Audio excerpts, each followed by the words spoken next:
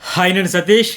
మొత్తానికి big boss danger జోన్లో పడేసి బీభత్సమైన టాస్కులు పెట్టేసి ఆడుకున్న వాళ్ళకి ఆడుకున్నంత, గెలుచుకున్న వాళ్ళకి గెలుచుకున్నంత అన్ని రకాలుగా మీ టాలెంట్ మొత్తం చూపించండి. జనరల్గా ఇలాంటి టాస్కులు ఎప్పుడు పెడతారంటే లాస్ట్లో టికెట్ టు ఫినాలే వాటి కోసం పెడతాడు కదా. అన్నింటి పరంగా ఫిజికల్గా ఎంత స్ట్రాంగ్ ఉన్నారు, మైండ్ ఎంత షార్ప్గా ఉంది, టెక్నికల్గా ఎట్లా ప్రూవ్ చేసుకుంటారు, అన్ని రకాలుగా పరీక్షలన్నీ పెడతారు కదా. స్పీడ్ ఎంత, ఎట్లా వెయిట్ బ్యాలెన్స్, ఇవన్నీ అట్లా టికెట్ టు ఫినాలే టాస్కులు మాదిరిగా పెడతా ఉన్నాడు ఈ వారం అంతా. లేకపోతే అందరూ సాఫీగా ఉన్నామంటే ఉన్నాం, ఆడేమంటే ఆడడం, కెప్టెన్సీ టాస్కులు తప్ప మిగతా అంతా సైలెంట్గా ఉండిపోతూ ఉన్నారు కనుక భలేగా ఆడుకుంటున్నట్లే మొత్తానికి. దాంతో ఏంటంటే ఫైర్ వస్తుంది. దానివల్ల తర్వాత లాస్ట్లో ఫైనల్ కూర్చొని నేను చూసాం కదా, ఎవరు వరస్ట్ ఎవరు బెస్ట్ అని చెప్పేసి వాళ్ళ నలుగురిని కంపేర్ చేసేటప్పుడు కానీ ఆ టాస్కులు ఆడి ఓడిపోయిన తర్వాత వాళ్ళ యాక్షను రియాక్షను టాస్కులు పర్ఫార్మెన్సు, అక్కడ హౌస్ మేట్స్ జడ్జిమెంట్ ఏంటి ఫైనల్గా మీరే కదా డిసైడ్ చేసేది ఆడియన్స్. అక్కడ వాళ్ళు ఎట్లా ఆడారు, నిజంగా ఫౌల్ ఆడారా, ఫెయిర్గా ఆడినా సరే హౌస్ మేట్స్ పర్ఫెక్ట్ జడ్జిమెంట్ ఇవ్వలేదని మీరు డిసైడ్ చేసి ఇప్పుడు ఓట్లు వేసేది మీరే కనుక. మరి ఇప్పుడు ప్రస్తుతానికి ఓటింగ్ ఎట్లా ఉందంటే నేను అన్ని సోషల్ మీడియా ప్లాట్ఫామ్స్ అన్నింటినీ తీసుకొని ఫైనల్గా ఒక కన్క్లూజన్కి వస్తాను పర్సంటేజ్ దగ్గర. సో నిన్నటి ఎపిసోడ్ దెబ్బకైతే శ్రీజాకు ఆ అమ్మాయి దివ్య కొద్దిగా టార్గెట్ చేసినట్టు అనిపించింది. వాస్తవానికి ఆవిడ మిస్టేక్ లేకపోయినా అంటే ఆవిడ చేసిన దాన్ని రూల్ అడగడమే తప్పు అని మాదిరిగా ఆమెనే బ్లేమ్ చేసేద్దామని వేలెత్తి చూపడం కానీ, ఆ వరస్ట్ అని చెప్పడం కానీ అయితే కరెక్ట్ కాదు కదా. సో ఇప్పుడు దీనివల్ల ఏమవుతుందంటే శ్రీజాకు ఒక శాతం ఇట్లా పెరిగితే పెద్ద విషయం అయితే ఎట్లా ఉందో, దివ్య డేంజర్ జోన్లో ఉండే దివ్యకు 1% తగ్గిన రిస్క్ జోన్లోకి వెళ్ళిపోద్ది. మరి ఈ అమ్మాయి ఇప్పుడు ఇవాళ కూడా ఒక 2 టాస్కులు అయితే అద్భుతమైన టాస్కులు అయ్యాయి. అవన్నీ కలిపి ఎవరు గెలిచారు, ఎట్లా ఎవరికి ఎన్ని పాయింట్లు వచ్చాయి, ఎవరు ఏ పొజిషన్లు అన్నీ కలిపి ఇప్పటికే మన జర్నలిస్ట్ సతీష్ ఛానల్లో ఫుల్ డీటెయిల్గా వీడియో అనలైజ్ చేస్తే నెక్స్ట్ లెవెల్ ఉంటుంది.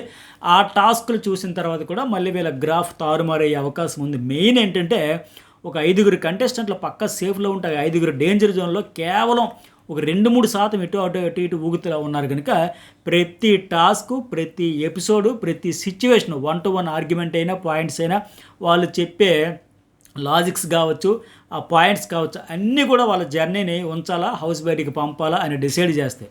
సో ప్రస్తుతానికి ఎట్లా ఉంది చెప్పేస్తా. మరి మీరు కూడా ఈ వీడియోకి ఎంతవరకు లైక్ చేయని వాళ్ళు ఒక లైక్ చేయండి. అట్లాగే జర్నలిస్ట్ సతీష్ ఛానల్ చూసేటప్పుడు హైప్ కూడా ఇవ్వండి ప్రతి వీడియోకి. అట్లాగే journalist Satish and news Bol 2 channels subscribe చేసుకుని బెల్ అయిన బటన్ యాక్టివేట్ చేసుకుంటే వీడియో అప్లోడ్ చేసిన వెంటనే మీకు నోటిఫికేషన్ వస్తుంది. ఫస్ట్ ఎక్స్క్లూజివ్ అప్డేట్స్ అన్ని, టాస్కులు ఏంటి, పర్ఫార్మెన్స్ ఏంటి, గొడవలు ఏంటి, పంచాయతీలు ఏంటి, ఆ గొడవలు అయితే ఇవాళ చూడబోతున్న 2 టాస్కుల్లో ఏడుపులు పెడబొబ్బులు రచ్చ అయిపోయిందంటే మామూలుగా కాదు. ఆ వీడియో అయితే మిస్ కాకుండా అట్లాగే ఓటింగ్ వరకు వెళ్దాం. ఇందులో మళ్ళీ 10 మంది గురించి చెప్పాలి కదా, బ్రీఫ్గా చెప్పుకుంటూ పోతానండి మీ టైం వేస్ట్ చేయకుండా. సరే ఫస్ట్ ప్లేస్లో తనూజనే ఉంది, ఒక 1% తగ్గింది. మెయిన్ ఏంటంటే టాస్కుల్లో గెలిపోవటం వల్ల సహజం కదా. మరి ఆవిడేమో వాళ్ళిద్దరూ కళ్యాణ్తో మాట్లాడేటప్పుడు చిన్న చిన్న విషయాలకు హట్ అవ్వకూడదు అవన్నీ చెప్పింది, స్ట్రాంగ్గా ఉండాలి. బట్ ఈ అమ్మాయి ఉంటుందా? బొమ్మల టాస్క్లో ఈవిడ ఎక్కువగా పెయింటింగ్లు దిద్ది అది బెస్ట్ డ్రాయింగ్ ఎవరేస్తారన్నది టాస్క్ కాదు కదా. వాళ్ళు అక్కడ చూసి వచ్చింది ఏం చూశారు, వీళ్ళు తేడానికి జస్ట్ హింట్, చిన్న క్లూ ఇస్తే టక్కన ఎత్తుకొచ్చేవచ్చు. ఇప్పుడు దివ్య చూడండి, ఫ్లవర్స్ వేసేసరికి ఆ జడేలా విరబోసుకుంటూ ఉన్నట్టుగా పెట్టి అట్లా వేగిట్టుగానే బర్నేలు ఎత్తుకొచ్చాడు కదా అట్లా. బట్ ఇవి డిలే అయ్యింది. సరే పోనీ ఆవిడ ప్రయత్నం చేసింది, ఆయన ప్రయత్నం చేశాడు. ఓడిపోయిన తర్వాత అంతలా ఫీల్ అయిపోయి మూడ్ ఆఫ్ అయిపోయిన బ్యాడ్ లెక్క, నా దురదృష్టం అన్నీ చూసేవాళ్ళకి అబ్బా స్పోర్ట్ స్పిరిట్ లేకపోతే ఎట్లా, ఆయనకేమో స్ట్రాంగ్ ఉండాలి, చిన్న హట్ అవ్వకూడదు అంటుంది. బట్ ఈవిడ హట్ అయిపోద్దని. సో ప్రతిరోజు అరుపులు, అలకలు, ఏడుపులు, పెడబొబ్బులు ఇవన్నీ ఉంటాయి కనుక కొద్దిగా తగ్గుతుంది, అందరికీ నచ్చుతుందని ఉన్నది కదా. ఒక 20% ప్రస్తుతానికి ఫస్ట్ ప్లేస్ పక్కా సేఫ్ జోన్, నో డౌట్. ఇక సుమన్ శెట్టి కూడా ఒక 14% ఉంది, ఒక 1% తగ్గింది. టాస్కుల్లో మరి డల్గా ఉంటున్నాడు సుమన్, మాటే పలికే బంగారమాయే. ఆ ముందు నుంచి ఓటింగ్ ఉండడం వల్ల ఉంది కానీ హౌస్లో ఆటల్లో పోనీ ఏదో మ్యాక్సిమం ట్రై చేస్తుంది అతని శక్తి మేరకు. మనం అదే అనుకోవాలి, ఇంకా ఆయనకు సాధ్యమైనది. కానీ మాట విందుమన్న దొరకట్లేదే.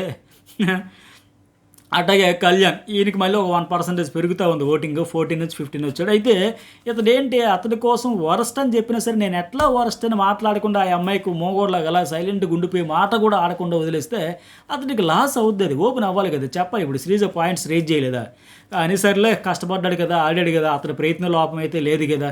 సో ఆ కాంబినేషన్ కోఆర్డినేషన్ వల్ల మిస్అండర్స్టాండింగ్, ఒక అండర్స్టాండింగ్ లేకపోవడం వల్ల ఓడిపోయాడని ఆడియన్స్ అయితే విశాల హృదయం కనుక కొద్దిగా కన్సర్న్ అయితే చూపిస్తారు.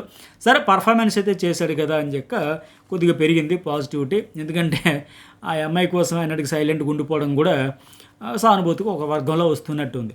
ఇక సంజన, ఈ అమ్మాయికి కూడా 13% చక్కగా ఆడారు సంజన. Flora coordination అదిరిపోయి. ఆ బొమ్మల టాస్క్లో కూడా ఆవిడ చిన్న హింట్ ఇచ్చి ఇవ్వగానే టక్కన అందుకుంది ఫ్లోరా. అట్టగే ఈ ఇసుక బస్తాల టాస్క్లో కూడా బ్యాలెన్స్ మెయింటైన్ చేసుకుంటే ఇద్దరు ఆడుతూ అప్పుడు ఫ్లోరా కూడా మళ్ళీ నేనే ఫోల్డ్ చేశానని చెప్పడం, వీళ్ళ కాంబినేషన్ కూడా బాగానే ఆడుకుంటూ వచ్చారు. ఇవిడికి 13% సేఫ్. ఇక భరణి కూడా ఒక 1% పెరుగుతూ ఉంది, ఓ 10%. ఇతను కూడా మాటలు రోజు రోజుకి తగ్గిపోతున్నాయి. హౌస్లో ఉండేటప్పుడు మెయిన్ పాయింట్స్ కానీ ఇష్యూ ఒకటి వచ్చేటప్పుడు స్టాండ్ తీసుకోవడమో, ఆర్గ్యుమెంట్ చేయడమో, మినిమం వాయిస్ చెప్పడమో. నిన్న చూసారా వాళ్ళిద్దరిలో వరస్ట్ ఎవరని చెప్పేటప్పుడు దివ్యతోనే చెప్పేస్తున్నాడు తప్ప వీరి మాటలు కూడా ఆడకుండా, ఇవన్నీ చూస్తే మైనస్ అవుతాయి.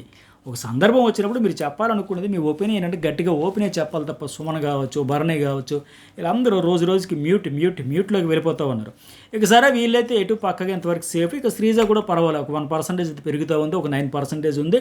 మెయిన్ ఆవిడ ఏంటంటే టాస్క్లు అయితే లెవెల్ బెస్ట్ ఇచ్చింది. శ్రీజ చూసారా బొమ్మల టాస్క్లు ఎంత షార్ప్గా అన్నీ అబ్జర్వ్ చేసుకుని ఆ కిరీటిన్ టాస్క్ దగ్గర బెనిఫిట్ కావడం కావచ్చు, ఇంకా ఈ నీడిల్స్ టాస్క్లో కావచ్చు ఒక ఒపీనియన్ అడిగింది. ఏంటి బాబు వాళ్ళు అట్లా రాంగ్ చేస్తుంటే మీరు ఎట్లా యాక్సెప్ట్ చేస్తారంటే దాన్నే తప్పుబడి తిరిగి ఆవిడని బ్లేమ్ చేసి నువ్వే వరస్ట్ అని చెప్పేసి అంటే తను పాయింట్ రేజ్ చేసుకుని మాట్లాడుకోవడం వల్ల కనెక్ట్ అవుతారు కదా, ఆడియన్స్ చూస్తారు కదా. మెయిన్ ఏంటంటే గతంలో ఇరిటేషన్ తగ్గించుకుంది.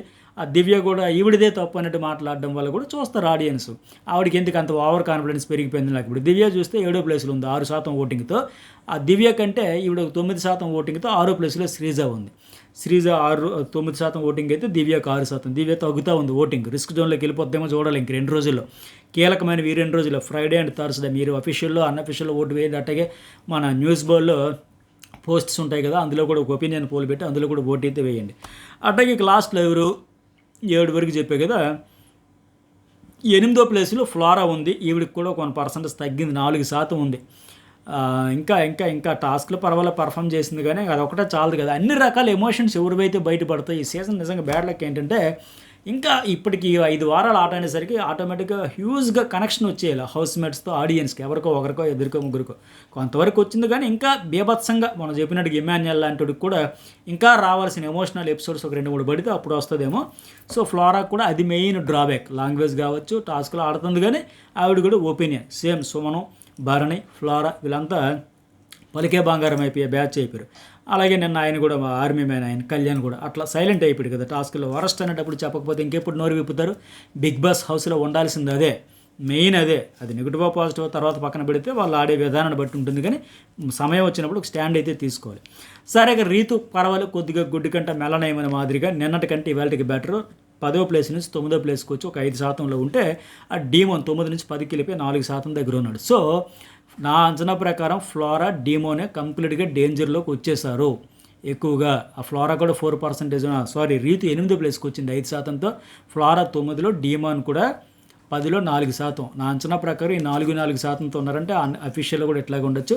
డబుల్ ఎలిమినేషన్ అయితే డీమోన్, పవన్, ఫ్లోరా షైని ఇద్దరు అవుట్ అయిపోయినా ఆశ్చర్యపోకండి. ఓకే, సింగిల్ ఎలిమినేషన్ అయినా సరే ఖచ్చితంగా మరి డీమోను పంపించవచ్చు. ఎందుకంటే రీతును భుజాల మీద మోసుకుంటే ఎత్తుకల్లు గేమ్ గెలిపించడమే నా ధ్యేయం అన్నట్టుగా ఆడుతున్నాడు కనుక ఇతను పంపిస్తే గేమ్ చేంజ్ అవుద్దేమో.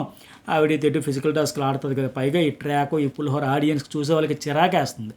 నిన్న అక్కడ ఇమాన్యుయల్ సంజనానికి వీడియో కూడా సందు ఛాన్స్ దొరికితే హగ్గులు, టైట్ హగ్గులు ఇవన్నీ ఇచ్చేస్తుంటారు. బాబు భలే దొరికేవారు నువ్వు సెటైర్లు వేసింది కదా. ఆ ఇమాన్యుయల్ కూడా అంటాడు కదా, కార్చండి చొంగ తేప కార్చండి అనే మాదిరిగా చూసే వాళ్ళు కూడా చిరాగ్గా ఉంటుంది. పైగా దీంతో పాటు ఏంటంటే ఓటింగ్తో పాటు ఎవిక్షన్ లింక్ కూడా ఉంది కనుక ఈ టాస్కుల్లో పర్ఫార్మెన్స్ బేస్ చేసుకొని ఉండబోతుంది. మరి ఆ టాస్కుల్లో ఎవరు ఎట్లా పర్ఫామ్ చేశారో ఆ వీడియో అయితే మిస్ కాకుండా చూడండి. సో డబుల్ ఎలిమినేషన్ అయినా, ఓటింగ్ పరంగా ఎలిమినేషన్ అయినా, ఎవిక్షన్ ప్రకారం ఒక ఎలిమినేషను లింక్ పెట్టాడు ఇది టాస్కుల్లో పాయింట్లు బేస్ చేసుకునే వాటి ప్రకారం ఎలిమినేషన్ ఉంటే డబుల్ ఎలిమినేషన్ పెట్టినా, ఓటింగ్ ప్రకారం చేసినా, ఏ రకం చూసినా డీమాను, ఫ్లోరా కంప్లీట్గా రిస్క్లో ఉన్నారు ప్రస్తుతానికి. డబుల్ అయినా వాళ్ళిద్దరు పోవచ్చు, సింగిల్ అయితే డీమాన్కి వెరీ హై ఛాన్సెస్ ప్రస్తుతానికి. ఇంకా తప్పితే ఫ్లోరా బ్యాడ్ లక్ అయితే అప్పుడు ఆవిడ పోవచ్చు. కానీ ఇట్లా ఉంటుంది. మరి మీకేమనిపిస్తుంది, ఎవరు ఉంటారు ఎవరు వెళ్తారో మెసేజ్ అయితే పెట్టండి. సబ్స్క్రైబ్ చేసుకోవడం అయితే మర్చిపోకండి.